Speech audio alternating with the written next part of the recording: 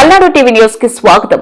Bar council ఎన్నికల ప్రచారంలో మట్ట Jayakar గురుజాలలో న్యాయస్థాన భవనముల సముదాయంలో bar association నందు ప్రధాన కార్యదర్శి కత్తి చలమరాజు, బార్ అసోసియేషన్ సభ్యులు కలకండ ఆంధ్రయ్య, కర్ర చిన్న కోటేశ్వరరావు, తాళూరు సల్మాన్ రాజు, కందుకూరి సువర్ణ కుమార్, బొల్లంపల్లి సైతులను కలుపుకొని ప్రచారం నిర్వహించారు. అధ్యక్షుడు కోట శ్రీనివాసరావు, సీనియర్ న్యాయవాది జక్క చెన్నకేశవరావు, సంయుక్త కార్యదర్శి D Lingaraju, D Kiran Das, P Suresh, Chella Tirumaleswararao, K Nagalakshmi, TBV Subbamma, జిల్లా కోర్టు అసిస్టెంట్ సెషన్స్ కోర్టు ఏపీపీలు కందివల్ల సూర్యరాజు, షేక్ జానీ భాషలను ఓటు తనకు వేయాలని మట్టా జైకర్ కోరారు. మట్టా జైకర్ వెంట విశ్వనాథం బాబు తదితరులు ఉన్నారు. మరి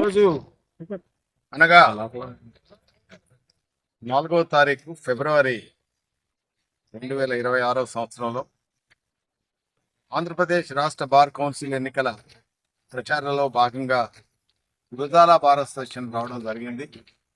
గురజాల బార్ అసోసియేషన్ బార్ పెద్దలు ఈరోజు న్యాయవాదులందరినీ కలిసి, అధ్యక్షుల వారిని కలిసి బార్ అసోసియేషన్ వారి యొక్క సలహాలు తీసుకుని 13వ తారీఖు జరగబోయే బార్ కౌన్సిల్ ఎన్నికల్లో 38వ నంబర్కి ప్రథమ ఓటు వేసి గెలిపించాలని చెప్పి కోరాను.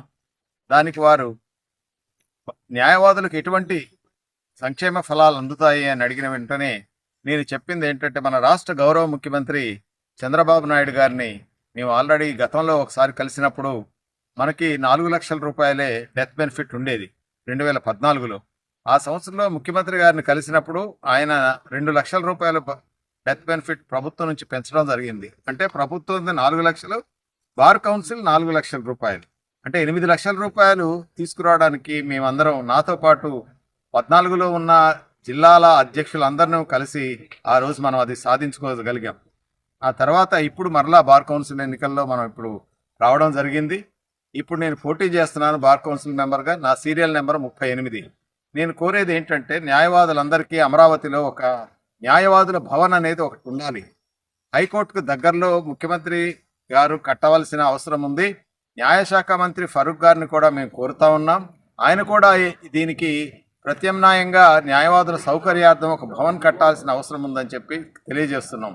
బార్ కౌన్సిల్ ఉన్నది కానీ అక్కడ ఎటువంటి సౌకర్యాలు లేవు న్యాయవాదులకి. రాబోయే రోజుల్లో న్యాయవాదులు గ్రామాల్లోంచి, అదేవిధంగా తాలూకాల నుంచి, జిల్లాల నుంచి న్యాయవాదులు హైకోర్టుకు వచ్చినప్పుడు ఆ న్యాయవాదుల భవన్లో దిగి రూమ్ తీసుకుని సేద తీర్చి ఫ్రెష్ అప్ అయిపోయి మరలా హైకోర్టుకు వెళ్ళి వర్క్ చేసుకుని మరలా వారి గ్రామాలకు వెళ్ళిపోవడానికి అత్యంత స్వల్పమైన ఖర్చుతో రోజుకు 100 రూపాయలు ఆ విధంగా రేటు పెట్టి, భోజనం కూడా అతి తక్కువ ఖర్చుతో 25 రూపాయలకు భోజనం ఇచ్చే విధంగా ఇక్కడ ఏర్పాటు చేసి న్యాయవాదుల సౌకర్యార్థం ఒక భవన్ కట్టాలన్నది మొదటి ఆలోచన. రెండో ఆలోచన, బార్ కౌన్సిల్కి ఈ 5 ఏళ్లలో 15 లక్షల రూపాయలు డెత్ బెనిఫిట్ పెంచాల్సిన అవసరం ఉంది బార్ కౌన్సిల్ ద్వారా.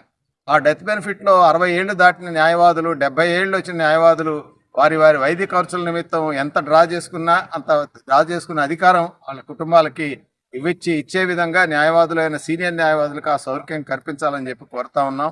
మూడోది, అడ్వకేట్స్ వెల్ఫేర్ కార్పొరేషన్ అనేది చాలా అవసరం. ఎందుకంటే మనం ట్యాక్స్ పేయర్స్, ఈ రాష్ట్రంలో ఉన్న 40,000 మంది న్యాయవాదులు, ప్రాక్టీసింగ్ చేసే 40,000 మంది న్యాయవాదులు, ప్రాక్టీస్ చేయని ఒక 20,000 మంది న్యాయవాదులు ఉన్నారు. అంటే మొత్తం ఒక 60,000 మంది న్యాయవాదులు ఇక్కడ ఉన్నారు. వారు ఎప్పుడైనా మరలా వచ్చి ప్రాక్టీస్ చేసుకునే సౌకర్యం ఉంది కనుక ఈ 60,000 మంది న్యాయవాదులు ట్యాక్స్ పేయర్స్గా ఉన్నాము. ఒక్కొక్క 60,000 మందికి కుటుంబాలలో పరంగా చూస్తే ఒక్కొక్క కుటుంబానికి 5 ఓటర్లు ఉన్నారు. 40,000 × 5, 4 5 20, 2 కోట్ల మంది న్యాయవాదులు, న్యాయవాద కుటుంబ సభ్యులున్న ఈ రాష్ట్రంలో న్యాయవాదులకు ఒక అడ్వకేట్ వెల్ఫేర్ కార్పొరేషన్ అనేది గౌరవ ముఖ్యమంత్రి గారు పెట్టాలి. ఏదైనా స్థాపించాలి, చేయాలి అని అంటే, కొత్తదనం తీసుకురావాలంటే చంద్రబాబు నాయుడు గారికి మొదటగా నిలబడతాడు ఆయన.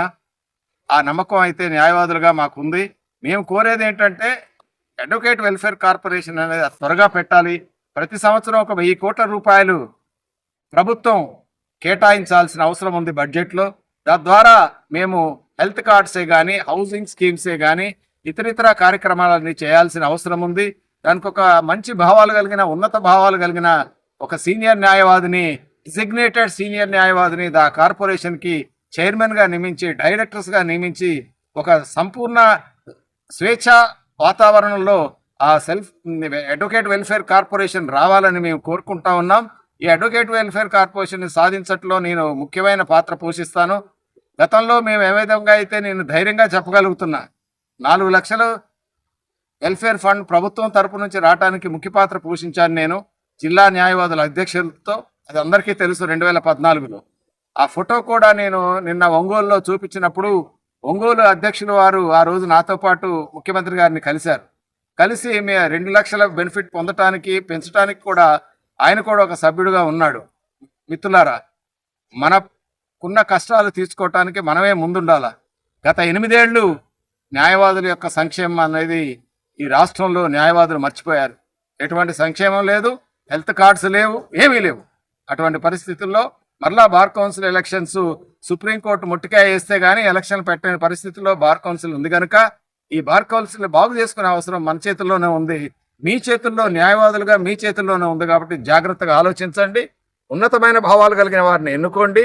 భవిష్యత్తులో మన జీవితాలను మనం బాగు చేసుకోవటానికి, కుటుంబాల సంక్షేమం బాగు చేసుకోవటానికి మన చేతుల్లోనే ఉంది కనుక ఓటు అనే ఆయుధాన్ని మీరు జాగ్రత్తగా ఉపయోగించాలని చెప్తూ, విజయవాడ బార్ అసోసియేషన్ మాజీ అధ్యక్షుడిగా మట్టా జైకర్ అనే నా పేరుపై 1 అనే ఓటు రాసి నన్ను గెలిపించవలసిందిగా మిమ్మల్ని అందరినీ ప్రార్థిస్తున్నాను. Thank you very much. మరిన్ని తాజా వార్తా విశేషాల కొరకు పల్నాడు టీవీ న్యూస్ ఛానల్ ని చూస్తూనే ఉండండి.